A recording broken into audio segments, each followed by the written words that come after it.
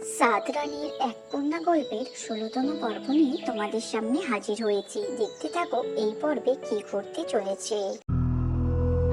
রাক্ষসদের থেকে গ্রাম কেমন করে বাঁচাবে সেটা ভাবতে ভাবতে রাজপুত্র আর পরিণীতা এগিয়ে চলল। তখন ওদের সামনে হাজির হলো ভয়ানক এক রাক্ষসী। তোমরা আমাকে শেষ করবে?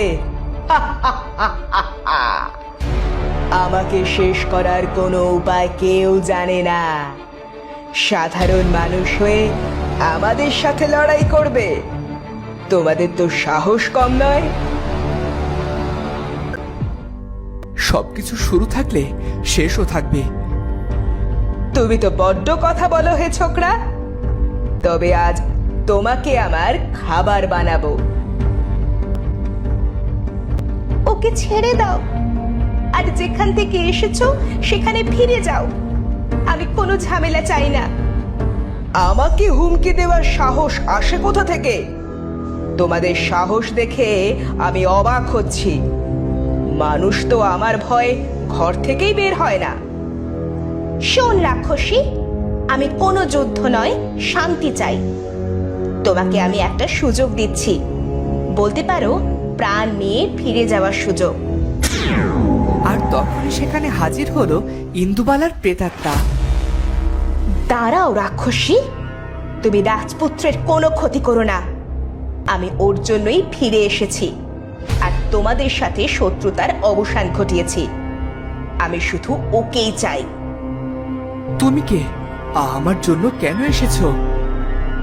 আমি রাজকন্যা ইন্দুবালা। তোমাকে বেঁচে থাকতে তো পেলাম না, তাই মরে গিয়ে আমি তোমাকে আমার সঙ্গী করতে এসেছি। আমার মতো কেউ তোমাকে ভালোবাসবে না। আবার ঘুমের সময় হয়েছে, আমরা ওকে নিয়ে যাই। পরিণীতা একা কিছুই করতে পারবে না। তুমি ঠিক বলেছ, চলো তবে। কিছু বুঝে ওঠার আগেই রাক্ষসী রাজকুমারকে তার হাতের মুঠোয় তুলে নিল। আমাকে ছেড়ে দাও, আমাকে ছেড়ে দাও রাক্ষসী, তুমি ছলনা করতে পারো না। ওকে ছেড়ে দাও। তোমার শত্রুতা যদি আমার সাথে হয় তবে আমাকে মেরে ফেলো। আমি জানি রাজপুত্র তোমার প্রাণ ভোমরা, তাই ওকেই নিয়ে গেলাম। আর তুমি যদি রাজপুত্রকে ফিরে পেতে চাও তবে আমার দাসী হয়ে আমার ডেরায় এসো। তখন চোখের পলকে রাজপুত্রকে নিয়ে প্রেতাত্মা আর রাক্ষসী উধাও হয়ে গেল। পরিণীতা কি করবে কিছুই ভেবে পেল না। আমি এখন কি করব? কে সাহায্য করবে আমাকে? আমি কার কাছে যাব? আমাকে যেমন করে হোক রাজপুত্রকে ফিরিয়ে আনতেই হবে। তখন পরিণীতা ফিরে গেল সাধু বাবার কাছে। কি হয়েছে মা, তোমার স্বামী কোথায়? আমার স্বামীকে ওই রাক্ষসী তুলে নিয়ে গেছে সাধু বাবা। আপনি দয়া করে কিছু করুন। রাক্ষসীর সাথে হাত মিলিয়েছে এক প্রেতাত্মা। কি বলছো তুমি? কিন্তু প্রেতাত্মা তো রাক্ষসীদের শত্রু। আচ্ছা মা, আমি তোমাকে একটা পাত্র দিচ্ছি, তুমি এটা নিয়ে রাক্ষসীদের ডেরায় যাও। এটা দিয়ে কি হবে সাধু বাবা? আগে ছলে বলে কৌশলে প্রেতাত্মাকে এই পাত্রে বন্দি করবে, আর রাক্ষসীকে পূর্ণিমা আসার আগে তুমি কিছুই করতে পারবে না। সামনের আমাবস্যা, মনে রেখো, আমাবস্যায় রাক্ষসীদের শক্তি বহু গুণ বেড়ে যায়। কিন্তু রাক্ষসীদের ডেরায় আমি পৌঁছবো কেমন করে সাধু বাবা? এই কড়িটা নাও, এটা তোমাকে পথ চিনিয়ে নিয়ে যাবে। আর একটা কথা, সাবধানে থেকো।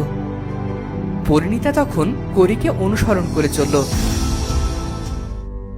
ওদিকে রাজপুত্র পরিণীতার চিন্তায় অস্থির, কি করবে কিছুই ভেবে পাচ্ছে না। রাক্ষসী ততক্ষণে ঘুমিয়ে গেছে। পরিণীতার কাছে ফিরতে হলে যেমন করে হোক আমাকে এদের সাথে ছলনা করতে হবে। যুদ্ধ আর ভালোবাসায় ছলনা কোনো অপরাধ নয়। রাক্ষসী তো নাক ডেকে ঘুমোচ্ছে। আমি বরং রাজপুত্রের সাথে বিয়ের আয়োজন করি, দেখি ওর কিছু লাগবে কিনা।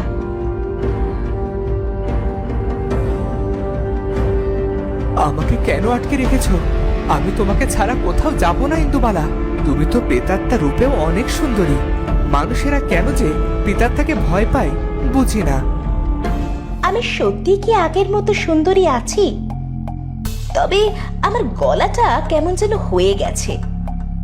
এখনো যদি এই গলায় গান গাই তবে আজও কেউ খারাপ বলতে পারবে না। কার এত ধৈর্য যে প্রেতাত্মার গান শুনবে? তুমি কি কোথাও যাচ্ছ? হ্যাঁ, আমাদের বিয়ের আয়োজন করতে যাচ্ছি। শুভ কাজ ফেলে রাখতে নেই। তুমি ভুল করছো। মানুষের সাথে প্রেতাত্মার কোনো সম্পর্ক হতে পারে না। আর তুমি মারা গেছো। তোমাকে পাওয়ার জন্য আমি এমন 1000 বার মরতে পারি। আর সম্পর্ক সেটা তৈরি করতে সময়ের প্রয়োজন হবে না। আমি যাচ্ছি।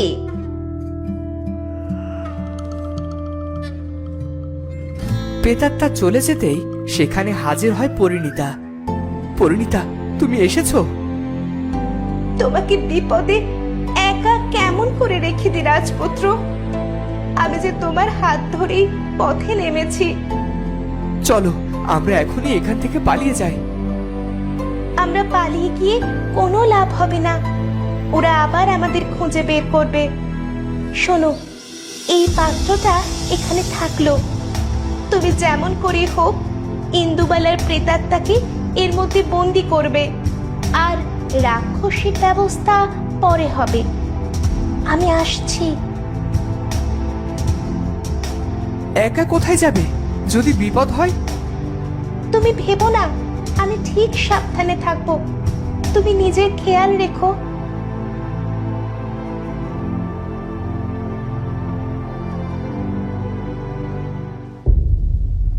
পরিণীতা চলে যাওয়ার কিছুক্ষণ পরেই প্রেতাত্মা সেখানে আবার ফিরে আসে। তুমি তো খালি হাতে ফিরে এলে, বিয়ের কি হলো? এখানে কে এসেছিল?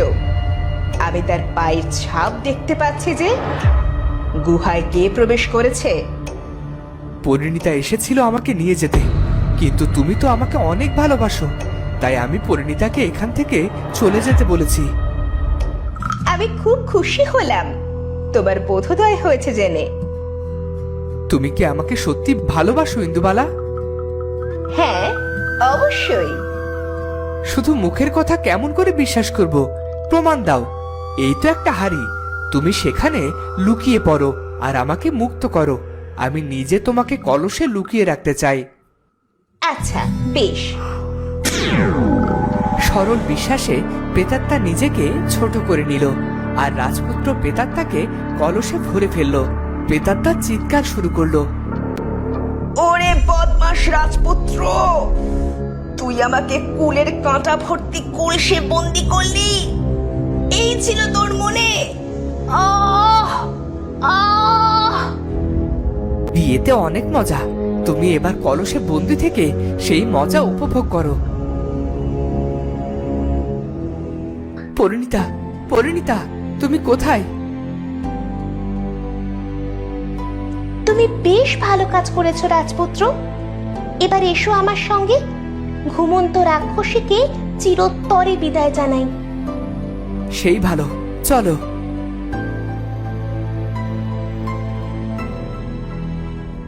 নাগমণি, তুমি আমাকে অনেক সাহায্য করেছো। এবার এই ভয়ঙ্কর রাক্ষসীর চারপাশে আগুন জ্বালিয়ে দাও আর পৃথিবীকে রাক্ষস মুক্ত করো। তখন রাক্ষসের চারপাশে ভয়ানক আগুন জ্বলতে শুরু করে আর আয়নায় মায়াপুরী মুক্ত হয়ে দ্রুত এলো পরিণীতা আর রাজপুত্রের কাছে। এ তোমরা কি করছো? এই আগুন দ্রুত নিভিয়ে দাও পরিণীতা, নয়তো রাক্ষসীর পুড়ে যাওয়া কালো ধোঁয়া থেকে হাজার হাজার রাক্ষসী সৃষ্টি হবে। তার মানে তুমি জানো? হ্যাঁ, জানি বলেই তো বহু বছর ধরে আমি ওই আয়নায় বন্দি ছিলাম। আর সময় নষ্ট করো না। দূরের ওই অমৃত ঝরা ঝর্ণার পানি এনে রাক্ষসীর আশেপাশে ছড়িয়ে দাও, নয়তো বিপদ হবে। তখন রাজপুত্র আর পরিণীতা ছুটল অমৃত ঝরা ঝর্ণার পানি নিতে।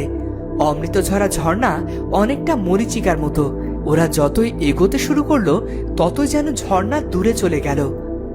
আমরা কিছুতেই এই অমৃত ঝর্ণার পানি নিতে পারছি না কেন? কি করে পৌঁছাবো ওই ঝর্ণার কাছে? এটা তো একটা মরীচিকা। কিন্তু চেষ্টা তো করতেই হবে। সময় ফুরিয়ে যাচ্ছে পরিণীতা, আমাদের দ্রুত রাক্ষসীকে আগুন থেকে উদ্ধার করতে হবে। পরিণীতা খেয়াল করলো ওরা আসলে ভুল পথে এগোচ্ছে, কারণ পানি পড়ার শব্দ আসছে পেছন থেকে। আসলে অমৃতঝরা ঝর্ণার পানি নিতে হলে ঝর্ণার পেছন থেকে এগিয়ে যেতে হয়। সমানে থেকে অমৃতঝরা ঝর্ণা কাউকেই তার কাছে আসতে দেয় না।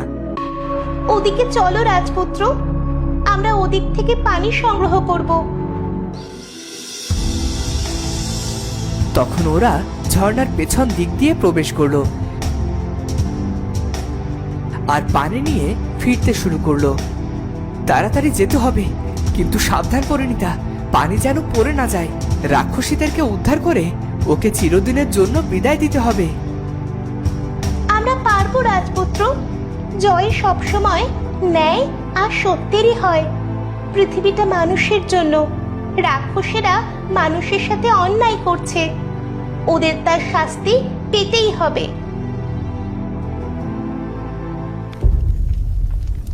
ওদিকে আগুন ছড়িয়ে পড়েছে রাক্ষসীর চারপাশে। আগুন তো ক্রমেই রাক্ষসীর দিকে ছুটে চলেছে।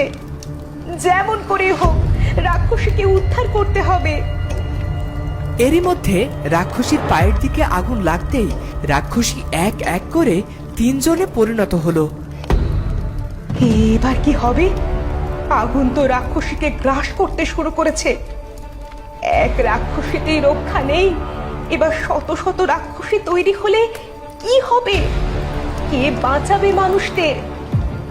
তো বন্ধুরা, এবার এত রাক্ষসের সাথে কেমন করে লড়াই করবে রাজপুত্র আর পরিণীতা, সেটা জানবো আমরা পরের পর্বে। দেখা হচ্ছে পরের ভিডিওতে। ধন্যবাদ। এইরকম মজাদার শিক্ষণীয় রূপকথার গল্প পেতে আমার চ্যানেলটি সাবস্ক্রাইব করে সঙ্গে থাকবেন। ধন্যবাদ।